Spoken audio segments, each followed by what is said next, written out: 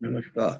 YouTube channel maths era and civil engineering by RP Vyas एवं teachment app की ओर से मैं आरपी व्यास यानी राजेंद्र जी भैया जी आप सभी स्टूडेंट्स का हार्दिक स्वागत एवं अभिनंदन करता हूं। आप थर्ड सेमेस्टर सिविल के विद्यार्थी हैं और ये जो वीडियो मैं आपके लिए लेके आया हूं ये बहुत इम्पोर्टेंट है। और रेत प्रतिस्थापन विधि के द्वारा सॉइल का हम कह सकते हैं कि बल्क डेंसिटी और ड्राई डेंसिटी निकालने के लिए जो प्रयोग है उसको इसमें समझाया जा रहा है।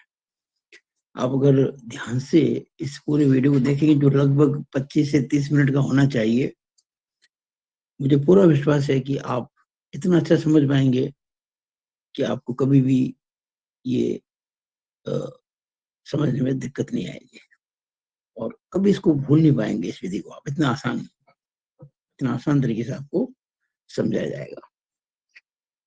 तो मैं तो शुरू करूं उसके पहले आपको कुछ इसमें फिगर में दिखा रहा हूं आपको, ताकि आप दिमाग में थोड़ी पिक्चर बना लें इस मेथड की। ये पिक्चर बड़ी क्लियर होनी जरूरी है। देखिएगा, आप देख रहे हैं ये जो पहला फिगर है ये कैलिब्रेटिंग कंटेनर है, अंशांकित पात्र है और इसका कैलिब्रेशन किया जाएगा पहले स्टेप के अंदर। कैसे पूरा आपको समझाएंगे अभी। इसका जो इंटरनल डायमीटर होता है वो 100 mm होता है और अंदर की जो गहराई होती है वो 150 mm होती है। इसका जो फ्लैंज है आपको दिख रहा है, ये फ्लैंज ऊपर से देखेंगे तो सर्कुलर है क्योंकि सिलेंड्रिकल है ये। तो इसकी जो फ्लैंज की विड्थ है ये 50 mm की होती है और जो थिकनेस है ये देखिए, थिकनेस ये थिकनेस ये जो 5 mm की होती है। ये एक इसे कहते हैं कैलिब्रेटिंग कंटेनर। अब आप इसको देखिए ध्यान से। आप ये जो है सैंड पोरिंग सिलेंडर है, सैंड पोरिंग सिलेंडर। ये पूरा सिलेंडर दिख रहे हैं आप, बेलनाकार है, नाम ही सिलेंडर है इसका। इसमें रेत भरी होती है पूरी। इसमें हो जाएगा, इसमें ये यहाँ पे सारी रेत होती है, सैंड होती है। नीचे इसमें एक कोन जुड़ा होता है, ये इनबिल्ट होता है, कोई अलग से नहीं होता है।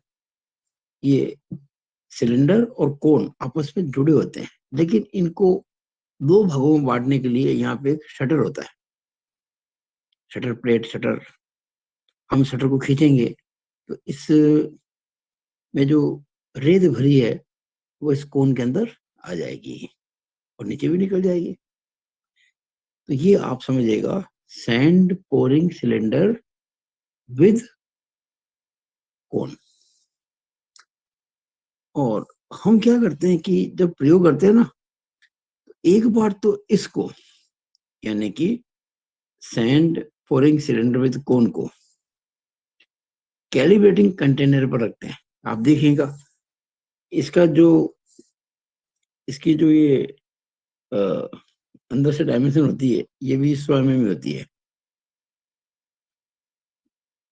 सैंड पोरिंग सिलेंडर की भी, और ये भी 100 ही है।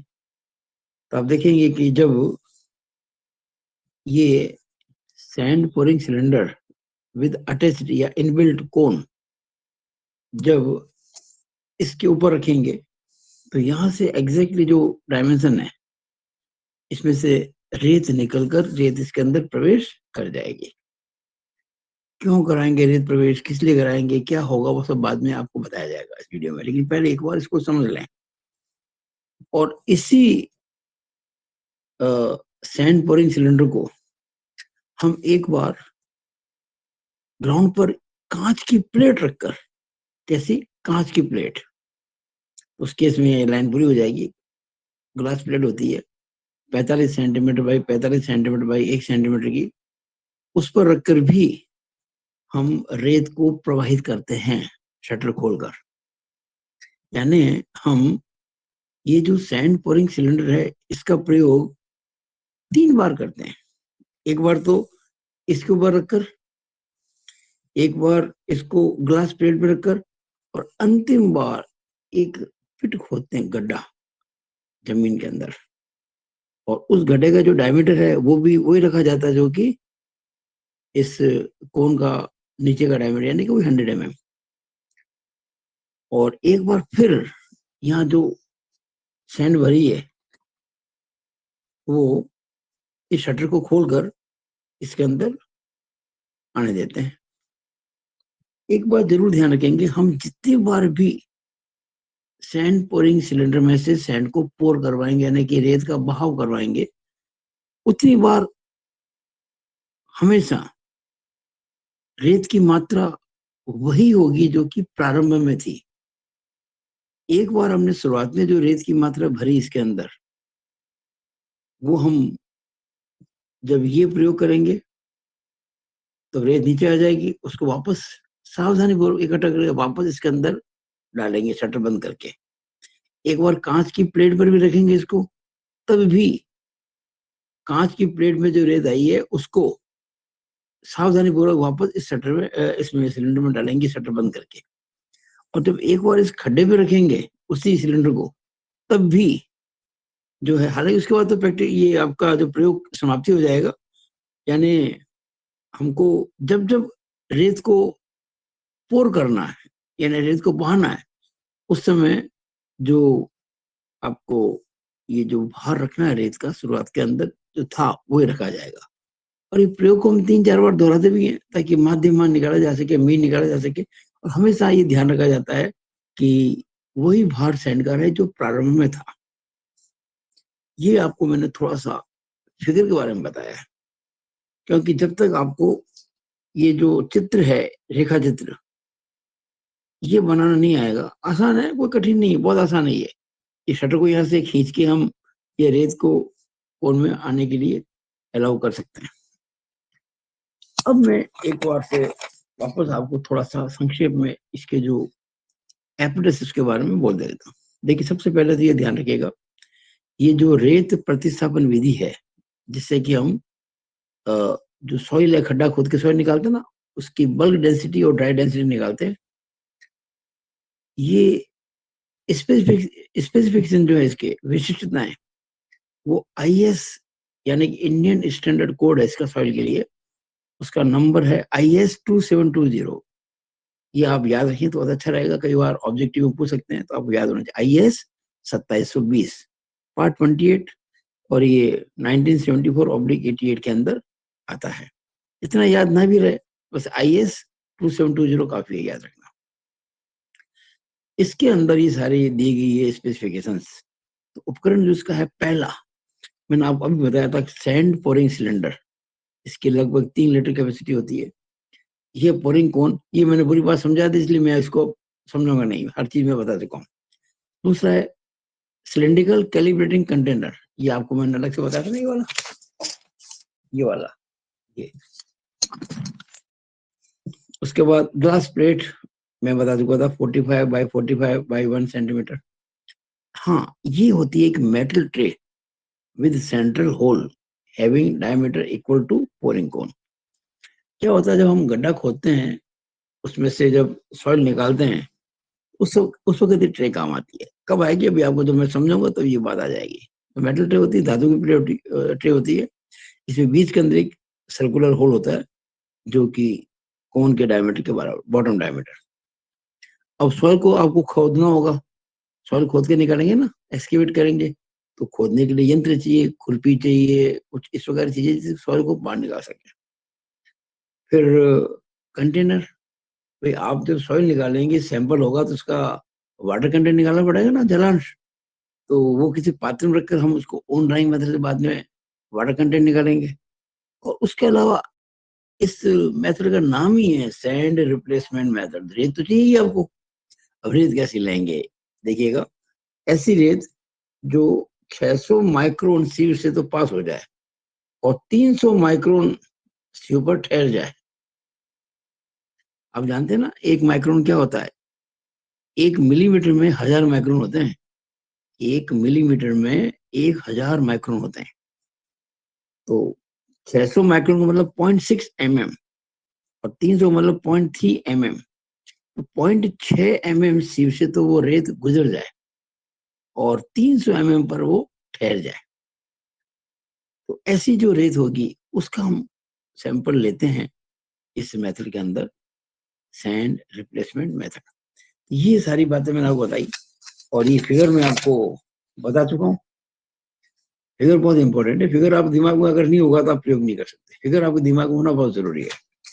अब मैं इसको आपको समझाता हूँ। अब आपको कोई दिक्कत नहीं आएगी अगर आप ध्यान से मेरी बात को सुनेंगे और ये जो लिखा है इसको पढ़ेंगे, नोट करेंगे। तो ये मेथड बहुत आसान है। परीक्षा में मुश्किल से 15-20 मिनट के अंदर आप सारा लिख सकते हो अगर आपको आता है तो। और ये फिगर आपको कोई ज्यादा डिटेल में नहीं जाना है, आपको लाइन डायग्राम बनाना है फ्री हैंड। इसके कोई खास ऐसा नहीं कि आपको कोई डिजाइन करके बनाना और कोई टू द स्केल बनाना, कोई बात, केवल समझ में आना चाहिए बस। तो पहला स्टेप देखिए, ये 2 भागों में बटा हुआ है। आपका जो एक्सपेरिमेंट है ये 2 भागों में बटा हुआ है। पहला, कैलिब्रेटिंग द कंटेनर। ये जो कैलिब्रेटिंग कंटेनर है इसको कैलिब्रेट करना, इसको अंशांकित करना, अभी समझाऊंगा मैं आपको। और दूसरा है to find the bulk density and dry density of the soil. 2 भागों में बटा हुआ है ये। पहला है ए, कैलिब्रेटिंग द कंटेनर। इसमें देखिए पहला स्टेप, सैंड पोरिंग सिलेंडर को टॉप से देखिए पूरा नहीं भरते हैं, ऊपर से 1 सेंटीमीटर जगह छोड़ के हम इसको भर देते हैं। अच्छा, जब सैंड पोरिंग सिलेंडर को भरते हैं ना रेत से, तो शटर बंद होना चाहिए वरना बार बार नीचे वो रेत निकल जाएगी। शटर को बंद रखना है उस समय।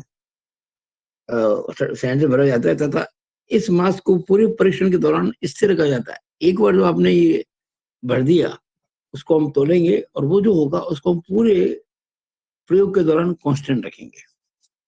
शटर क्लोज्ड, माना W1 जो है वो भार है किसका, sand pouring cylinder plus sand का जो है मिलाकर जो वजन है वो W1 है। तो ये कांस्टेंट रहेगा, ध्यान रखना पूरे एक्सपेरिमेंट के दौरान। दूसरा पॉइंट ए के अंदर, अब सिलेंडर को कैलिब्रेटिंग कंटेनर के ऊपर रखकर शटर खोल देते हैं। वो जो है ना सैंड पोरिंग सिलेंडर जिसमें नीचे कौन फिक्स्ड है उसको रखते हैं कैलिब्रेटिंग कंटेनर पर और शटर खोल देते हैं। तो क्या होगा, रेत पोर होगी यानी कि बहेगी, और बहेगी जब नीचे पूरा भर जाएगा कैलिब्रेटिंग कंटेनर, आपको पता पड़ जाएगा भाई जब इसका रेत का बहाव रुक जाएगा यानी कि अब रेत पोरिंग नहीं हो रही है, अब समझ जाना कि अब रेत जितनी भरनी थी भर गई, उस समय शटर बंद कर देंगे। उस समय शटर बंद कर देंगे और शटर बंद करके हम सैंड पोरिंग सिलेंडर को हटा लेंगे विद कोन, और उसका वजन हमने नाप लिया W2, weight of sand pouring cylinder plus sand after pouring. 2 भार आपने याद कर लिए। अब क्या करेंगे कि जैसे ही आपने ये जो कैलिब्रेटिंग कंटेनर है इस पर रखकर आपने सिलेंडर को सैंड पोर की इसके अंदर, तो वापस से वो सारी रेत सावधानी पूर्वक शटर को बंद कर हम सैंड पोरिंग सिलेंडर में डाल देंगे ताकि वापस भार इसका हो जाए ओरिजिनल W1। ओके, वैसे हम फिलहाल 2 भार तोल चुके हैं, एक W1 ओरिजिनल, एक W2, जिसमें कि जब सैंड निकल गई सिलेंडर में से और कैलिब्रेटिंग कंटेनर को भर दिया उसके बाद जब फ्लो रुक जाता तब जो बची हुई सैंड है वो प्लस सिलेंडर वो W2 वेट था। ओके, ये मैंने लिख दिया है। अब सारी रेत को पुनः सिलेंडर में भरते हैं ताकि ओरिजिनल भार W1 हो जाए और उस समय शटर को क्लोज रखते हैं। अब क्या करते हैं कि वही जो सैंड पोरिंग सिलेंडर है उसको जमीन के ऊपर एक कांच की प्लेट रखते हैं, मोटी मजबूत कांच की प्लेट, साफ सुथरी बिल्कुल। और कांच की जो पट्टी का है उसका उसके जो डायमेंशन है मैं आपको कह चुका था, 45 centimetre into 45 centimetre into 1 centimetre, 45 centimetre का स्क्वायर होगा और 1 सेंटीमीटर की मोटाई होगी, कांच की मजबूत होता है काफी। उस पर रखकर हम शटर को खोलते हैं। जैसे शटर खोलेंगे तो वो जो रेत है वो इस कांच के ऊपर ये कोन में से होती हुई ये जो कांच रखा ना अपना ग्लास, इसके ऊपर इकट्ठी हो जाएगी। जैसे फ्लो रुक जाए, आप शटर को बंद कर देंगे। ये शटर को खोलना बंद करना एक बहुत ध्यान रखना पड़ेगा आपको। और शटर बंद करने से क्या होगा, अब ऊपर से रेत आना बंद हो जाएगा। अब वहां से हम क्या करेंगे, सिलेंडर को हटा लेंगे। और हटाने के बाद में जो बची हुई रेत है, मतलब कि ग्लास पे आपने रखकर जो शटर खोल के जो रेत को प्रवाहित होने दिया था, और जब रेत प्रवाहित हो गई, फ्लो रुक गया, आपने शटर बंद कर दिया, फिर जो बची हुई रेत है और सैंड बोरिंग सिलेंडर, उसका वजन हम फिर तोलते हैं। वो मान लीजिए जो है इसके पहले एक बात मैं और बताना चाहूंगा आपको। हमने आपको बताया था W2 weight of sand boring cylinder plus sand after pouring, ठीक है ना। अब सारी रेत को पुनः सिलेंडर से भरते हैं, इशारा बता दिया मैंने। अब सिलेंडर को ग्लास पेट पर रखते ही भी आपको कह चुका था, शटर खोल देते हैं और सैंड का बहाव रुक जाए तो शटर को बंद कर देते हैं। अब क्या है कि इस ग्लास प्लेट पर जो रेत इकट्ठा हुई है उसका वजन तोल लेते हैं। भाई वो कैसे तोलेंगे, भाई ग्लास प्लेट पर जो भी रेत इकट्ठी हुई है उसको सावधानी से इकट्ठा करेंगे, ताकि एक भी कण उसका कहीं बाहर ना गिरे। और उसको अलग से इकट्ठा करके और उसको अलग से किसी जो तुला के अंदर तोड़ लेंगे। उस तोल को मैंने नाम दिया W3। ध्यान दीजिएगा, ये W3 जो है, ये कोन वाले सैंड का वेट है, कोन वाले सैंड का। और कोन वाले सैंड का आ गई है ग्लास प्लेट पर। अब देखिए, ये 5वां स्टेप बहुत इंपॉर्टेंट है। हमें ये पता करना है कि कैलिब्रेटिंग कंटेनर को भरने वाली रेत का भार कितना होगा। इस बात को समझाने के लिए मैं आपको वापस ये फिगर में लेके आता हूँ। देखिए, जब ये कैलिब्रेटिंग कंटेनर आप इसके ऊपर रखेंगे, चलो कुछ समय के लिए ये जो कंटेनर है ना, इसको आप खड्डे को मान लो कंटेनर। ये खड्डा जो है ना, जो खोदेंगे, आप कुछ समय के लिए इसको कंटेनर मान लो। हालांकि ये कंटेनर नहीं है, ये तो पिट है, लेकिन मान लो कुछ समय के लिए यही है ये कंटेनर। आपने यहाँ से सैंड को आने दिया। जब सैंड निकलेगी इसमें से, तो वो ना केवल इस मैं इसको क्या मान रहा हूँ अभी, कंटेनर, ना केवल वो कंटेनर को भरेगी वरन कोन को भी तो भरेगी। तो हमें तो ये पता करना है कि जो ये कंटेनर है, इसमें जो सैंड है उसका वजन कितना है, वो निकालना है। कैसे निकालेंगे, हमने आपको याद होगा दो वजन लिए थे, W1 और W2। W1 क्या था, W1 था ओरिजिनल। W2 क्या था, W2 ये था कि जब हमने सैंड पोरिंग सिलेंडर को रखा था इस कंटेनर पर, और जो कंटेनर भर गया था विद कोन, तो उसके बाद जो शेष बची रेत उसका भार था विद सिलेंडर। तो जब मैं W1 में से W2 घटाऊंगा, तो केवल कंटेनर नहीं आएगा, उसके अंदर वो रेत भी आ जाएगी जिसने कि कोन को भरा था। और कोन को जो रेत भरती है उसका वजन मैंने अभी निकाला था W3। और ये जब घटाएंगे तो आपको मिल जाएगा कैलिब्रेटिंग कंटेनर में रेत का भार। ये देखिएगा, कैलिब्रेटिंग कंटेनर को भरने वाली रेत का भार, the weight of sand required to fill the calibrating container, WS। S stands for sand। हमने W1 में से W2 घटाया और जो आया उसमें से W3 और घटा दिया।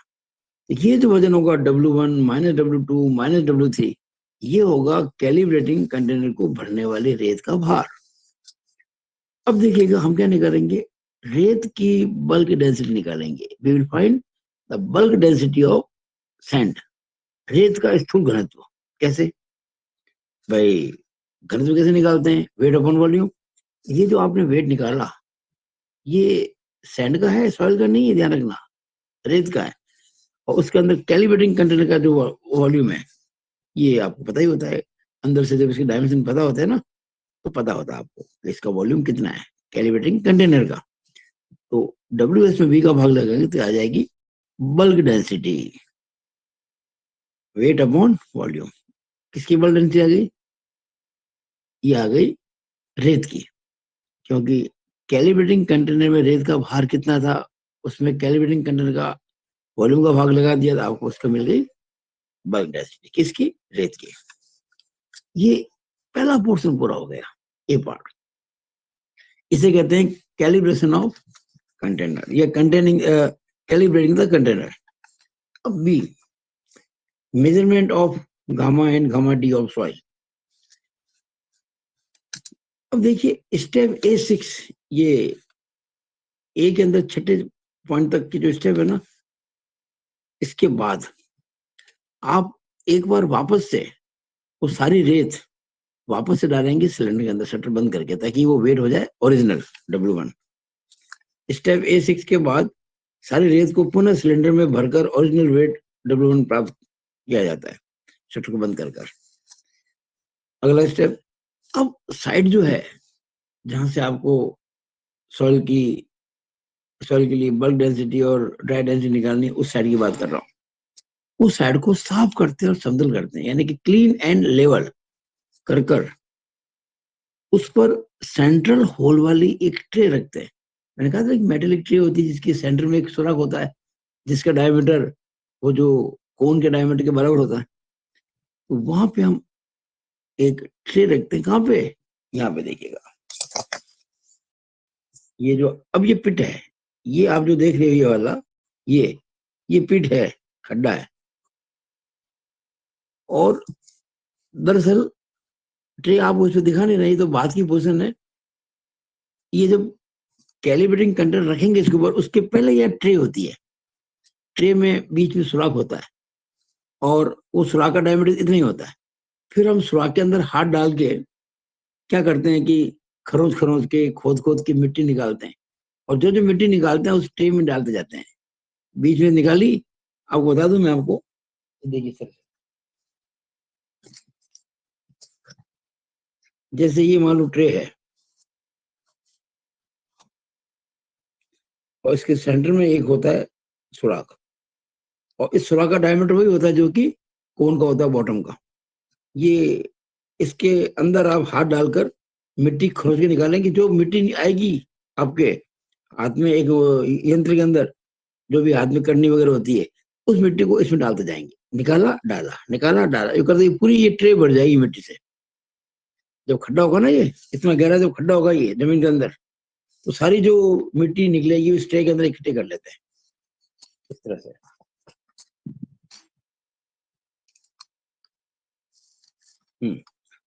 तो साइड को साफ और समतल करके सेंट्रल होल वाली ट्रे रखी जाती है। अब कैलिब्रेटिंग कंटेनर की डेप्थ के बराबर का एक सुराख बनाते हैं और खोदी गई सारी मिट्टी सावधानी पूर्वक मैंने क्यों बोला, कहीं मिट्टी उड़ ना जाए, इधर उधर नहीं हो जाए। जैसे निकली वो मिट्टी आपने उसके अंदर डाल दी, ट्रे के अंदर, ट्रे में इकट्ठी कर ली जाती है।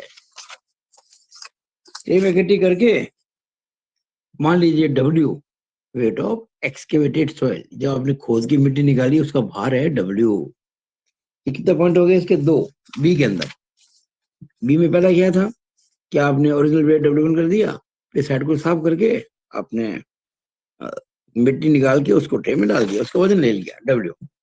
तीसरा पॉइंट, अब जो सैंड पोरिंग सिलेंडर है, जो मैं आपको बार बार कहता है चित्र में बताइए, उसको शटर बंद है, ध्यान रखना शटर बंद है, शटर बंद है, और उसका वेट ओरिजिनल वही है सैंड का जो शुरुआत में था W1। और आपने अब क्या किया कि वो जो शटर बंद करके जो मिट्टी सॉरी रेत भरी हुई थी, उसको आपने इस कोन के साथ में इस खड्डे पर रख दिया। खड्डे पर रख के अब आपने शटर खोला, शटर खोल दिए, रेत इसमें फ्लो होना शुरू हो जाएगी अंदर। और पूरा जब फ्लो हो जाएगा तो अपना पता पड़ जाता है, जब फ्लो रुक जाता है ना, आपको पता पड़ता है भाई अब फ्लो नहीं हो रहा है।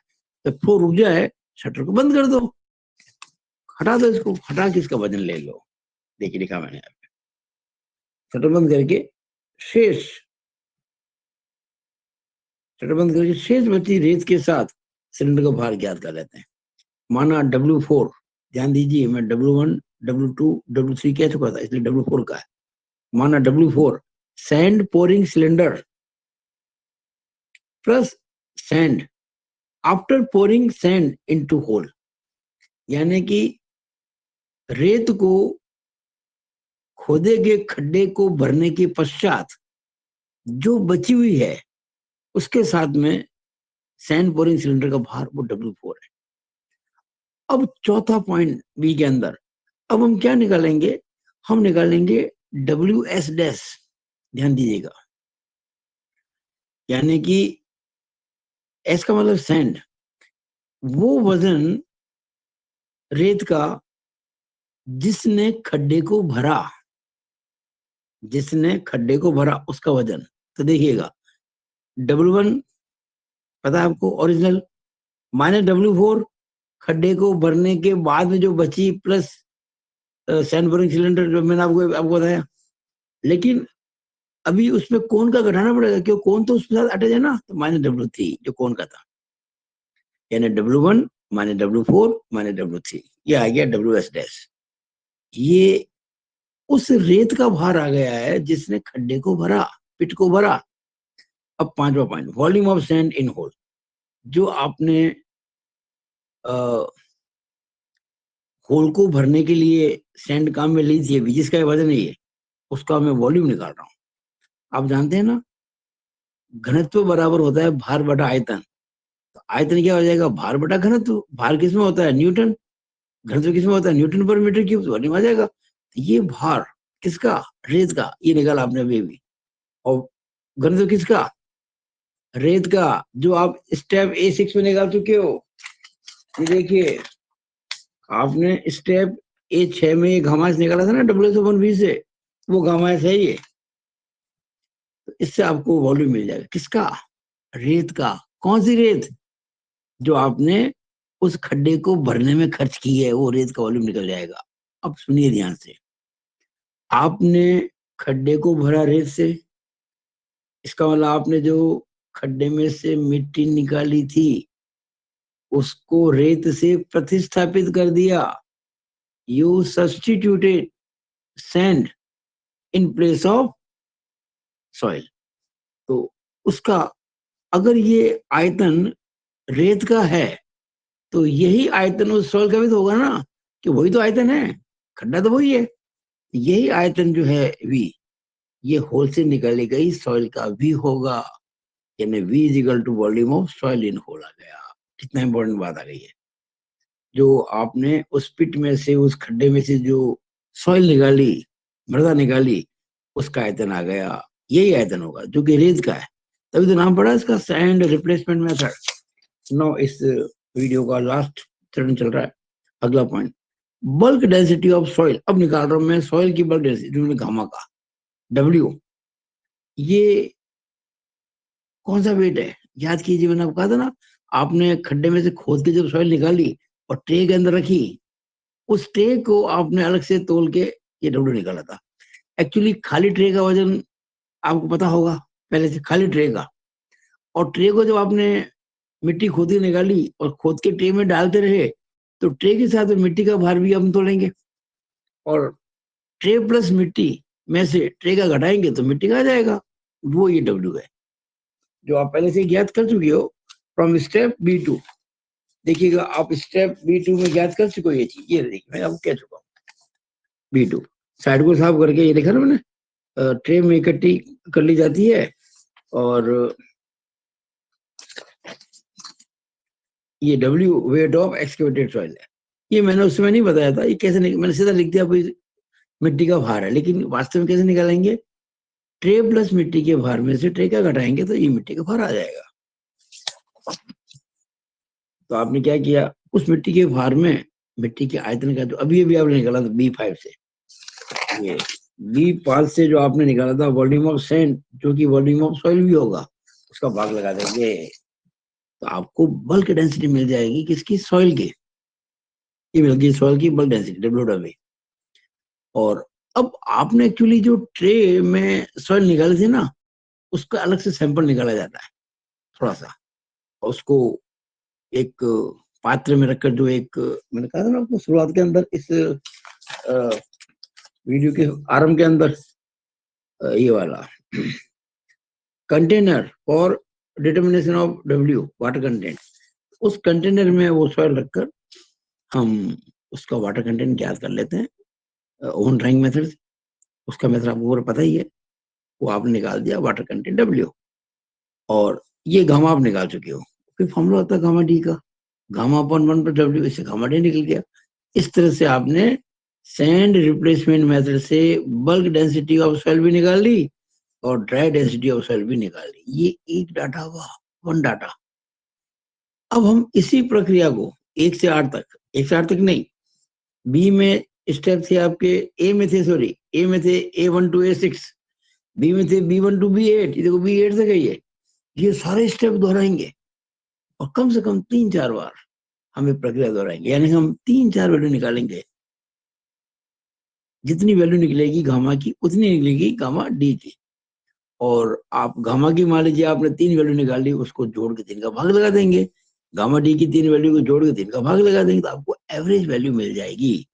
और इस तरह से हम जिस जगह का आपको निकालना है सॉइल के लिए बल्क डेंसिटी और ड्राई डेंसिटी आप निकाल पाएंगे। तो ये मैंने आपको बहुत शॉर्टकट में समझाया है। मुझे आशा है कि अगर आपने इस वीडियो को पूरा ध्यान से देखा है, मेरे एक एक शब्द को सुना है ध्यानपूर्वक, तो ये आप एकदम सारे फंडे क्लियर कर देगा और ये मेथड आप कभी नहीं भूल पाएंगे। हमेशा ध्यान रखिएगा, रटी हुई चीज हमेशा याद नहीं रहती है और अक्सर बच्चे भूल जाया करते हैं।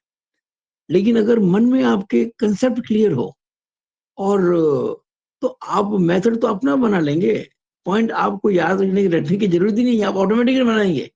और ये काम मेरा विश्वास है, ये क्वेश्चन आएगा, बड़ा क्वेश्चन आता है ना, फुल क्वेश्चन 8 नंबर का उसमें, और इसको आप आराम से 20 से 22 मिनट में इजीली कर सकते हो, ऐसा मेरा विश्वास है। और ज्यादा स्पीड से करो तो 15 मिनट हो सकता है, इसको बड़ी बात है नहीं इसके अंदर। मुझे उम्मीद है कि आपको ये वीडियो अच्छा लगा होगा, आपको समझ में आया होगा। अगर समझ में आया हो तो आप मेरे इस वीडियो को लाइक करें, शेयर करें और मेरे यूट्यूब चैनल को सब्सक्राइब करना ना भूलें अगर आपने अब तक नहीं किया है तो। इसी के साथ मैं अपने वीडियो को यहीं पे खत्म करता हूँ। It is all over about this video. Thank you.